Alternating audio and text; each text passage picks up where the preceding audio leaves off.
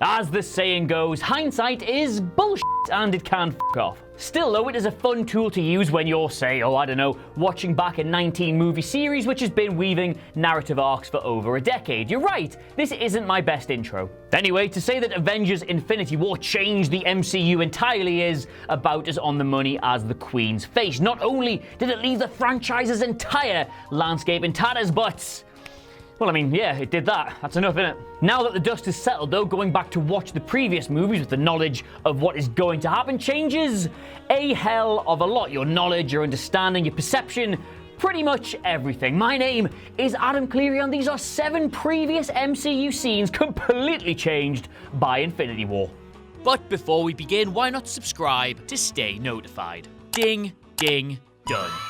Number 7, Red Skull's death. Captain America, the first Avenger. We all knew there was going to be something more to Red Skull's disappearance at the end of the first Avenger. He wasn't killed, was he? He just kind of disappeared off into God knows where, and as such, we speculated wildly about where he might crop up next. The smart money always felt like it was on him reappearing to fight Captain America once again and not living a cursed life as the guardian of a soul stone. I mean, perversely, this sort of makes his story a sympathetic one now, as, yeah, death would have probably been a release for him. And in more logistical terms, you now have to wonder about everybody else who, air quotes, died as a result of an Infinity Stone, and whether or not they're all just trapped somewhere and could return eventually, like, say Ronan. Number 6, the other's threat, the Avengers. It's very easy to scoff at the other in both Guardians of the Galaxy and the Avengers, especially given the way he died. He's basically just the sidekick bully who hypes up his boss without anything ever actually happening. But that said, when you go back and look at his interactions with Loki in the first Avengers movie, you have to hand it to the guy. He was nail on the f***ing head when he told him what Thanos would do if he failed him. I've got it here and I'll try and do the voice. If you fail, if the Tesseract is kept from us, there will be no realm, no barren moon, no crevice where he can't find you. You think you know pain? He will make you long for something as sweet as pain.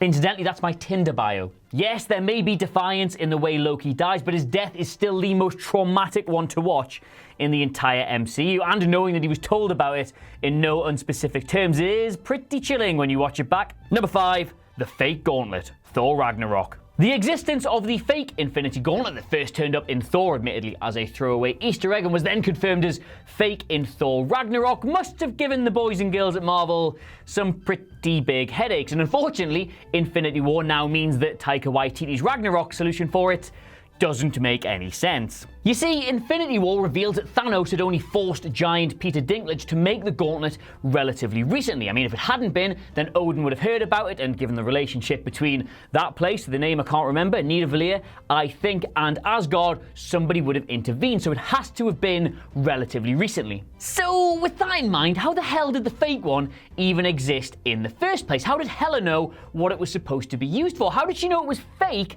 if there wasn't a real one to compare it to? And my favorite question of all, how did Thanos accidentally get them to make a real one that looked exactly like the fake one? I have a headache. Number 4, Iron Man's limitations. Iron Man. Remember the first Iron Man movie where Tony Stark is testing out the armor and nearly dies because he refuses to listen to Jarvis's warnings about going too high up and all the systems icing over and breaking, and yes, he nearly dies. Crucial part here, nearly dies. He persisted though, and of course, nearly died, basically proving that he's a massive danger to himself. Now that scene shows you a lot about his death wish, but it does also inspire a nice little interaction between Stark and his AI. I've got it right here. Stark whinges and complains about the suit's limitations going that high up, and Jarvis says, and remember what happens in Infinity War, "A very astute observation, sir. Perhaps if you intend to visit other planets, we should improve the exosystems."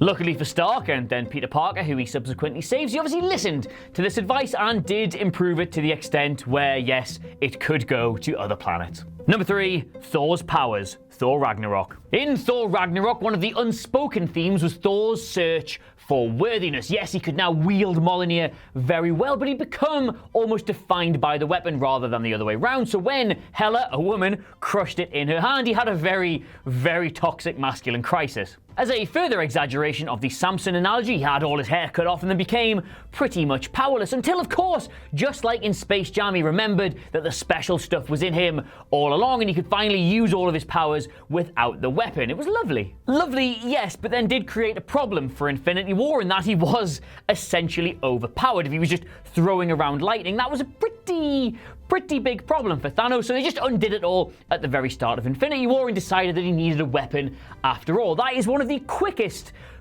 most brutal retcons in Marvel history, and hoo boy, have there been a few. Number 2, Banner's control, the Avengers. For all of Tony Stark's development, Thor's growth, and Loki's various iterations, the character that has changed the most in the MCU has been Bruce Banner. If you don't believe me, go back and watch the first Avengers movie, keeping in mind what happens in Infinity War, and specifically Banner's Hulk crisis, and see just how far he's come. Back in that movie, Banner repeatedly shrugs off Tony Stark's attempts to jokingly make him angry, and even fakes a hulking out in order to scare Roman off. And then, at the end of the movie, we find out he's always angry and can turn the Hulk on and off like a big green switch. Now though, we know that Hulk didn't appreciate being used like this by Banner in order to deal with big threats. He was his own character with his own desires, his own wants, his own needs, and when you watch it all back now, his ability to turn the green on and off looks almost disrespectfully flippant. If anything, Hulk is now the sympathetic character,